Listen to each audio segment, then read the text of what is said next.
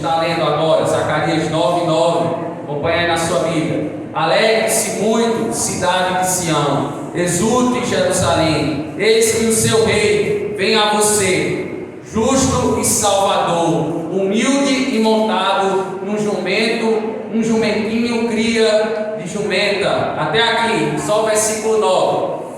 Mantenha a sua Bíblia aberta, curva a sua cabeça. Pai, no nome do teu Filho Jesus Cristo, ó Deus, nós queremos refletir, Pai, na tua palavra. Traz edificação, traz confrontamento, consolo, ó Deus, traz entendimento, ó Deus, compreensão da tua palavra. Que o Senhor nos edifique, nos alimente espiritualmente nessa noite, ó Pai. Em nome de Jesus, faz o teu reino avançar e nos conforme a imagem do teu Filho, hoje e sempre. E a igreja diz: Amém. Amém. Se nós observarmos, meus irmãos, qual é a figura que tem sido pintada sobre o Natal? Existem várias figuras, existem várias coisas que são ditas a respeito do Natal. E nesse monte de informações, nós temos que ter a gente tem que ter um olhar que filtra aquilo que de fato evidencia o Natal, aquilo que traz sentido para o Natal, para o nascimento do nosso Jesus. Pois bem, a figura de um homem, quem já viu essa figura de um homem com uma coroa? Então, uma figura que é pintada a respeito do Natal é um homem com uma coroa. E todo mundo conhece a arte que é pintada pelo mundo das artes contemporâneas. Nelas, Jesus ele é coroado como rei. Então Jesus é esse homem que tem uma coroa e que ele foi coroado como rei. E ele é coroado como rei não só pelo segmento evangélico protestante, mas ele é pintado como rei por muitas religiões que professam o cristianismo. O cristianismo que tem atualmente mais de 2 bilhões de adeptos. 2 bilhões de adeptos, eles estão professando uma fé no cristianismo, podemos dizer, nas suas várias formas de expressar, e de um contingente. Atualmente nós temos na face da terra 7,5 bilhões de pessoas, e somente 2 bilhões de pessoas conhecem a Jesus, e de uma forma diferenciada. Tantos distorcem quem é Jesus, outros creem em Jesus e no Evangelho puro e simples, mas desses 2 bilhões, há muitas religiões que distorcem o Evangelho, mas conhecem a respeito de Jesus. Mas notem, 5,5 bilhões de pessoas nem sabem quem é Jesus, não conhecem a Jesus. Muitas e muitas religiões, a exemplo o islamismo, a exemplo o hinduísmo e tantas outras religiões pagãs, não conhecem Jesus, não sabem quem é Jesus. Então a gente está dentro desse cenário onde ainda é predominante, né? Existe 2 bilhões, que eu quero dizer 2 bilhões de pessoas que conhecem a Jesus, mas muitos desses 2 bilhões distorcem quem é Jesus. E a Bíblia ela é bem enfática em dizer quem é Jesus e o que Jesus fez, qual foi o ministério que Jesus desempenhou enquanto esteve na terra.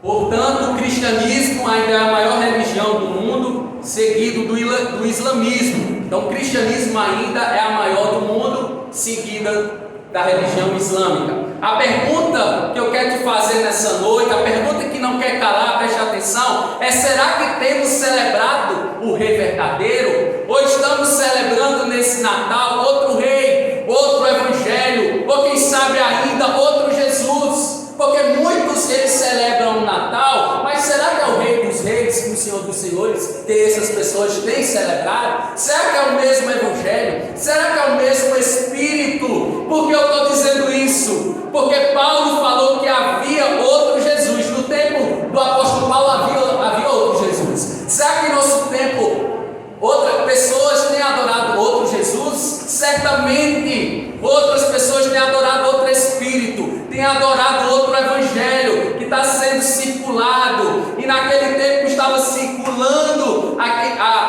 esse outro Cristo a quem o povo adorava e venerava. esperava. E quem se apegasse ao outro, Paulo vai advertir a igreja, aos Coríntios, ele diz: quem se apega a outro sofreria as consequências do erro. Porque Cristo, Ele é o autor e consumador da nossa fé, mas precisamos compreender de fato quem é Jesus. O Jesus histórico, o Cristo também ungido de Deus, que por intermédio do seu nascimento, trouxe salvação a todos que haveriam de crer no seu nome. E quem conhece seu rei? Você conhece seu rei? Eu quero te perguntar: você conhece a quem você presta louvor? A quem você adora? Porque quem presta adoração ao rei verdadeiro não confunde o seu Natal. Amém?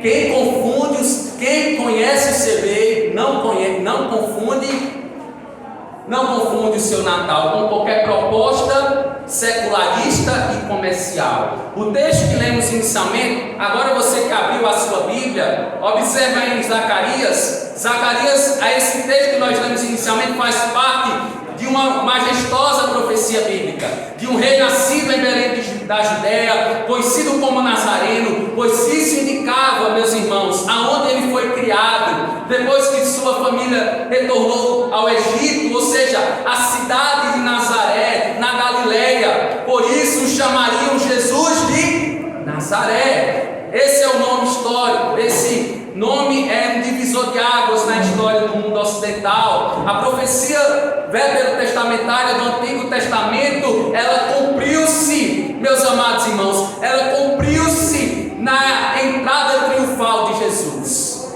de Nazaré em Jerusalém, em Sião, sentado no jumentinho, narrado nos evangelhos Mateus e João. E diante disso iremos meditar no seguinte tema essa noite de Natal: o Rei veio a nós. Vamos repetir comigo? O Rei veio a nós. O Rei veio a nós. E de que maneira o Rei veio a nós? Em primeiro lugar, o Rei veio a nós justo e salvador. Ele é diferente dos reis dessa terra. Ele é chamado o justo e o santo. Ele é chamado o Senhor e o Salvador da história da salvação para todo aquele que nele crê.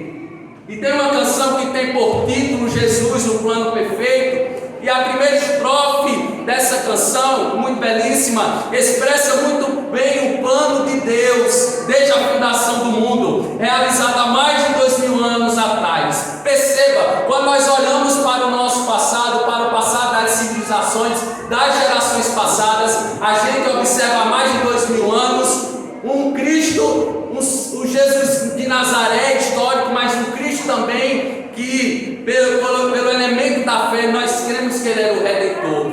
E Ele veio há mais de 2000 anos. E a fé que Ele deu aos discípulos é a mesma fé que Ele deu e tem dado às nossas vidas. E nós obedecemos esse Cristo observando o cenário da sua vida, porque não se engane, nós estamos vivendo os últimos dias. Os últimos dias para estar acenando, tudo está sendo preparado para o retorno desse rei. E essa canção ele canta um pouco, justamente ela vai cantar o plano perfeito desse rei, desse santo, desse justo, desse que é salvador por excelência do seu povo, que veio para os perdidos dizendo: um plano para salvar, um pacto para selar, silêncio no céu, resgate e salvação, encheu seu coração. Ele não hesitou. No palco do amor, o autor anunciou a vida e salvação. Tudo que ele obedecer o plano que Deus escreveu. Deus projetou esse plano não nessa dimensão terrena, mas Ele projetou na dimensão eterna. Ele projetou antes de todas as coisas vierem a existir, antes da formação do universo. Ele projetou esse plano, porque Deus não tem um plano B. O plano do Senhor é de estabelecimento da sua justiça entre as nações, e o plano do Senhor é de salvação para a minha e para a sua vida. E esse plano não é de agora, esse plano não é de anos atrás, mas esse plano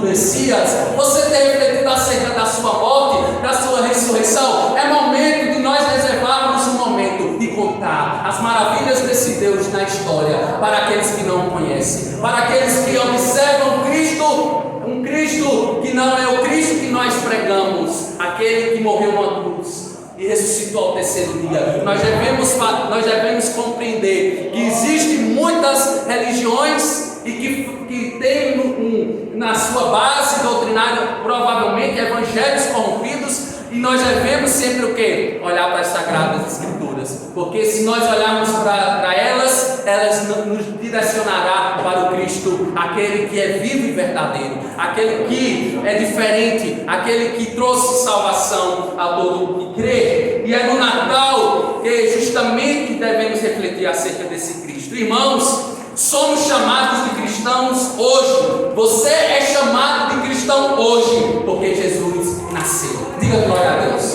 Porque Jesus nasceu. Nós somos chamados de cristãos porque Ele nasceu. O profeta Zacarias, observa aí o versículo 9, a parte A, ele narrou um acontecimento em forma de profecia, depois do nascimento de Jesus, que ele nos chamou a atenção dizendo: alegrem-se muito, cidade de Sião, exultem triunfantemente, ele quis dizer Jerusalém. Se alegrar em quem? Ou em qual pessoa, irmãos? Você tem se alegrado em quem? Quem tem sido a fonte do seu contentamento? No contexto do texto, se alegrar por causa do reino messiânico que estava perto da sua inauguração. O profeta do Senhor, ele intitula Jerusalém de filha de Sião. É como se ele estivesse dizendo: se alegre, nação de Israel, é chegado o seu rei vitorioso, é chegado o seu rei triunfante, osando nas maiores alturas, osando o rei dos reis, o Senhor dos senhores, a brilhante estrela da manhã, o Deus forte, o Pai da eternidade, o príncipe da paz. Ele é chegado, ele veio e ele voltará. Diga glória a Deus. Você crê que ele voltará? Você crê que ele buscará, que ele o chamará para si, que ele o recolherá naquele grande dia? Todo olho verá, todo joelho se dobrará e toda boca confessará que ele é Senhor, que ele é Salvador por excelência daqueles que o buscam. Glória a Deus. Ele continuou dizendo: eis que o seu rei vem a você, oh glória, justo e Salvador. Irmãos, somos chamados de cristão hoje porque nascemos de novo, porque Jesus nasceu. Ele nasceu apontando o caminho de justiça e de salvação por todos aqueles que creem no seu nome, que creem no nome de Cristo. Diga amém. Amém. Diga glória a Deus. O Rei Jesus, que restabeleceu a sua justiça entre os homens, teve como seu precursor, como sabemos, João Batista, um homem que vestiu roupas feitas de peles de camelo, usava um cinto de couro e comia gafanhotos e mel silvestre. Eu quero lhe dizer que todo discípulo de Cristo é um homem humilde, é um homem que vive em simplicidade de vida. É desses que o Pai se agrada. E em 2022 nós somos convocados e somos já chamados a viver em humildade, em viver em simplicidade, porque o nosso Cristo, o nosso Jesus, ele não tomou por usurpação ser igual a Deus, mas ele se subjugou à forma humana e morreu uma morte de cruz, uma morte de servo, e que nós venhamos trilhar o caminho do Senhor, vivendo em novidade de vida, sobretudo as implicações da fé salvadora, que salva, liberta das prisões de Satanás. Outrora, no passado, vivíamos presos às prisões,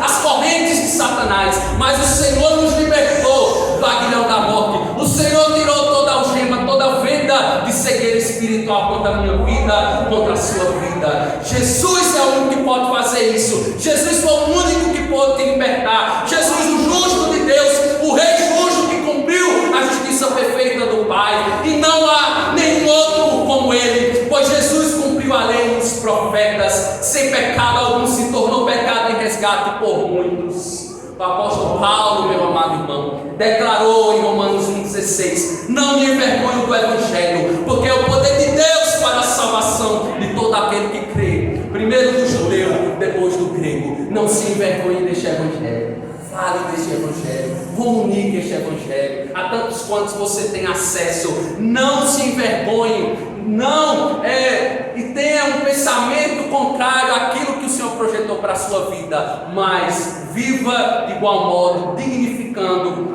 a Jesus, o seu Cristo, o seu Redentor. O Rei veio a nós. O Rei veio a nós. E de que maneira o Rei veio a nós? Em primeiro lugar, vimos que o Rei veio a nós como amada igreja, justo e salvador. Em segundo lugar, o Rei veio a nós humilde e montado num jumento. Perceba como ele veio a nós. Ele veio humilde e ele veio montado num jumento. Em Lucas capítulo 2, versículo 7, relata quando o ungido Jesus Cristo, Deus manifestado em carne, nasceu neste mundo. Não havia lugar, não havia onde ele reclinar a cabeça. Para ele na hospedaria. E o mesmo nasceu em um coxo. O que é um coxo? Um coxo onde animais eles se alimentam, eles bebem águas no chão mesmo.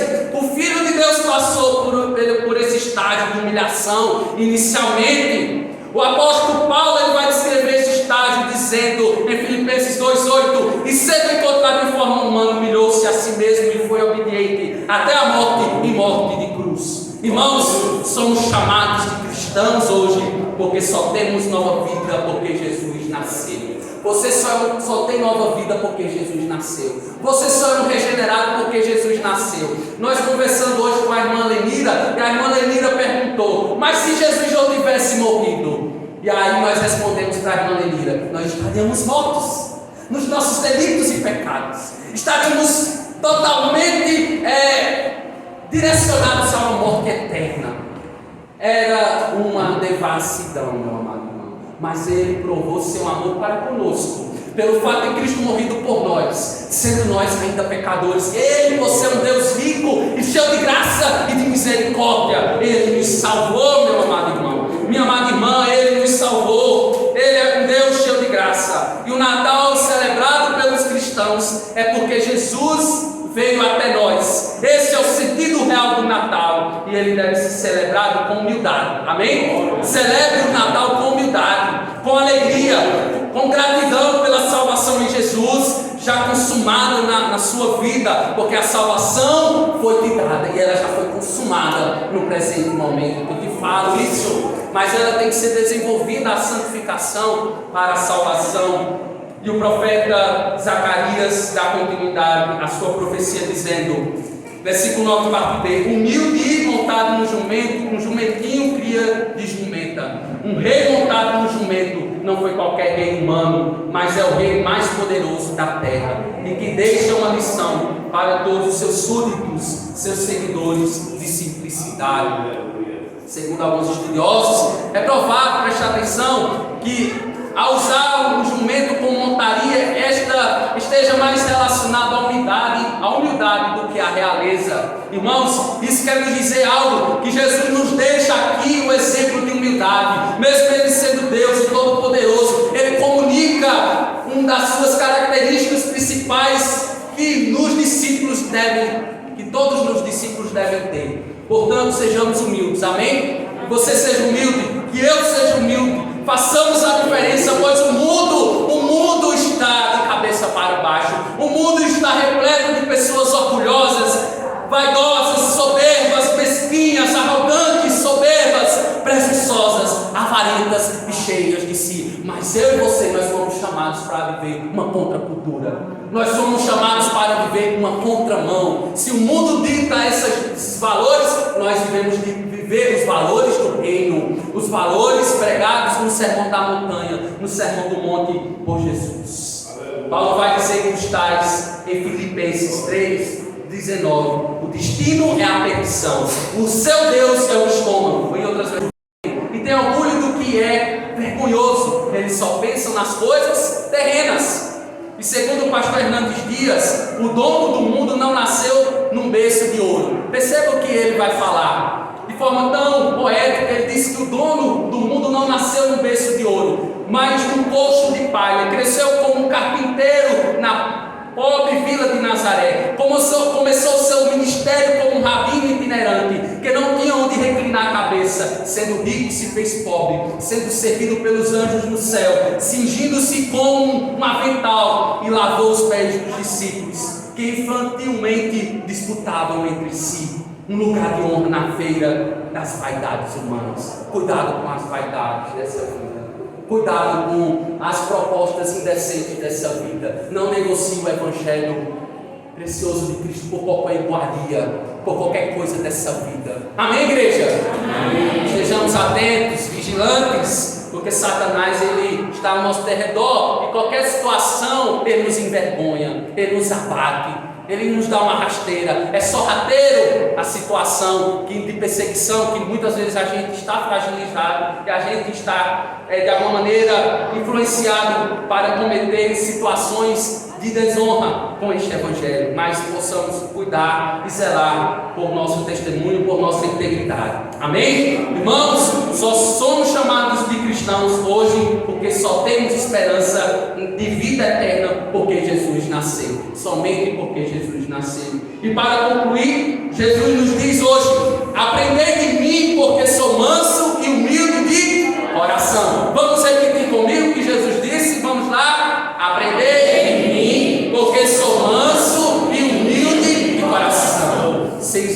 Sigamos Cristo na sua humildade. O Natal chegou e precisamos pensar menos na festa e mais na pessoa de Jesus. Amém, igreja? Precisamos desenvolver a Jesus o sentido do Natal. As luzes, os cânticos, as comidas, os presentes e toda a nossa agitação são vazios de significado se Jesus não for o centro da nossa vida. Ele é o centro da tua vida. O culto que prestamos a Ele é teocêntrico, é cristocêntrico. Então tudo que nós organizamos aqui, se Cristo não for o centro da tua vida, tudo vai ser vazio, porque Ele é o único que preenche a tua alma, Ele é o único que preenche o teu espírito.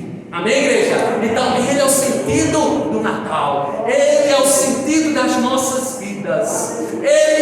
Porque dele vivemos e existimos, porque dele, por meio dele, para Ele são todas as coisas. Glória eternamente sejam dadas a Ele merece toda a nossa adoração e o nosso louvor. E que neste Natal possamos honrar aquele que desceu do céu para nos levar ao céu, aprendendo com seu nascimento, vida e morte. Amém, amado?